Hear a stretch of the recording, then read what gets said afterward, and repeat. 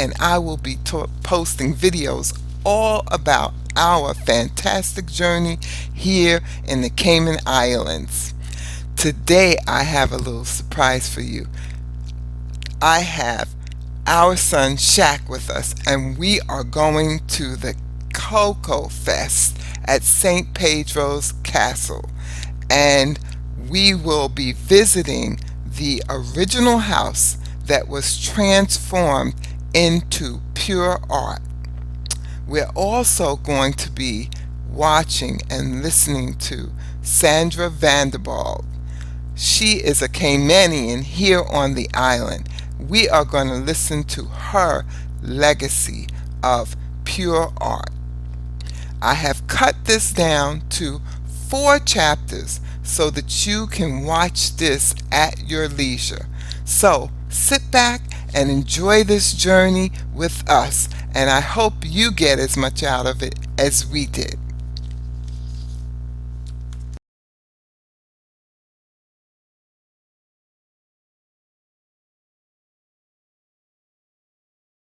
And being able to at least attempt to follow in his way, right, makes for some pretty good, not just good, I don't want to use the word good, but just some people who have a lot of peace in their heart and a sense of purpose, right? As far as I'm concerned, unfortunately we have a lot of godless people who are also inundating our island, and they think that just money and success is all that counts. But somehow that heart and soul of Cayman is still strong enough here to keep a vibration going that speaks and informs of that kind of godliness and brings peace and joy. You know, Cayman today ain't what Cayman was when I was here in 1954. Cayman definitely has a lot of challenges, but I still believe that that core of godly people in a very broad kind of sense, right? People who know how to love. It kind of boils down to that, because love is really the key to all of life. And so hopefully they will learn from us rather than us embracing their way of life. And so, you know, it's funny that us growing up in the tourist business, dive mastering and all that stuff, all those years, and dealing with all the tourists that used to come, and 90% of them were repeat customers. Yes. So you ask a tourist, you say, well, what do you guys love the most about Cayman? And they would look at us and go, you guys, the people. That's it. You know, the people is what we love, and that's kind of fading a little bit because, you know, for all the different social reasons, whatever, but that's, I think if anybody could get some advice, when you come in, you meet some really nice Caymanian people, or not just Caymanian, I mean, anybody who lives here, for it doesn't matter where you're from, or what race, or what nationality, it doesn't matter, but just the fact that the average, you know, Caymanian person that's, or you should say the average person that's been in Cayman for a long time, there's just something really special about them, you know. They love Cayman. People. It's all about the people, you know. It's not material things, it's people. Yeah, I want to share a little bit. I spent some time up in Nova Scotia last year, and I'm going back again this year to spend some time with friends up there. And they were here like way back in 1973. And it's Jerry and Ellie Ackerman. And Jerry shared with me last summer when I was up there with them. He said, I will never forget when I met your mother. He said they were staying in the little dive lodge that Mommy and Daddy owned called Casa Bertmar here in Cayman. And he and his wife and young son. And he had decided to go out and try and buy a fish somewhere. So he found somebody and he bought a barracuda. And he brought it back to the guest house, to the little dive lodge. And he asked Mommy if she could lend him a frying pan so he could cook it. And Mommy says, oh, no. She says, you just give that to me. First of all, I'll test and see if it's poisonous. And then I will prepare it for you. And then she looked at him and he told me, he says, she just put her hands on her hips and she looked him straight in the eye and she said, you know something? I can put up with you if you can put up with me. And he loved that, and they became very good friends, and the friendship went down, a generation at least. So tell me something. Do you believe that this foundation of faith is what brought Cayman through the hurricane after? I am really honestly. And the love? Yes, in the aftermath. Yes, the Absolutely, aftermath. in the aftermath, because tragedy has a way of pulling people together. It either tears them apart or it pulls them together. And during that time, it was almost like being back in the old Cayman.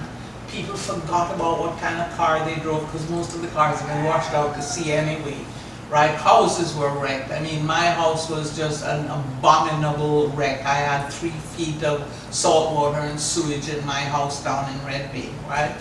But the way people just kind of gathered back together and simplified life and got back down to the basics, right? I do believe that that is because of a godly foundation. Now, I don't think it is unique to Christians. I believe that you find the same thing in any religion where tragedy just kind of pulls people back down to that essential love of one another, which, whatever religion you are, that love of one another is engendered by a God who is love. And if I had any message here, that's my message for the world. God is love. And I love that verse in the Bible where it says, God is love, and anybody who loves is born of God. It's not exclusive to any religion. It is an attitude of the heart for people who have allowed this loving God of the universe to invade them, whatever belief system they're sitting within. Okay, so I'm not an exclusivist. I mean, yeah, correct. I'm inclusive, totally inclusive in my concept of how vast and forgiving and embracing the love of this incredible creator that we have actually is. And yes, I do believe that Jesus was that point in history where God himself, as Trinity, because I really believe in the Trinity, right? It's a dance. God is a dance. It's a dance of incredible energy. And that part of the Trinity that was identified as Son, actually, amazingly, this is where I just get blown away, put on human flesh like us and came to this planet and walked and talked with us for 30 odd years and said to us, this is how you live as a human being. I think we've gotten way too religious. Jesus never said, worship me. Jesus said, follow me. How do you mean follow you? Love my enemies? Hard. Be more impressed by the little guy on the side of the road beating his chest and saying, I'm a sinner, rather than the one standing up there and saying, I thank you, Father, that I'm not like other men. I don't drink, I don't smoke, etc., etc. And God says, who do you think was justified? The little man, like this little woman here, who sometimes has to say, God, have mercy on me, I'm a sinner. So I find Jesus incredibly challenging, far more challenging than simply going to church and thinking that's all we need to do. It's like, how do we face that challenge and really learn to walk and talk and live and love the way he showed us to do it? So there's the challenge, people. So when people ask me, what is my faith, I say I am, at least I try to be, a follower of Yeshua, of Christ.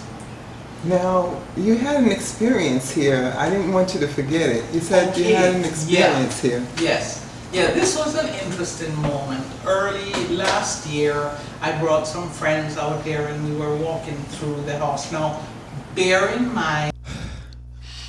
So, I hope you had a great time and you enjoyed this video. If you liked it, definitely give us a thumbs up. And if you have any comments, comment below. Introduce yourself as well. We look forward to seeing you again at Drea's in the Caymans. Bye, and have a great and prosperous week.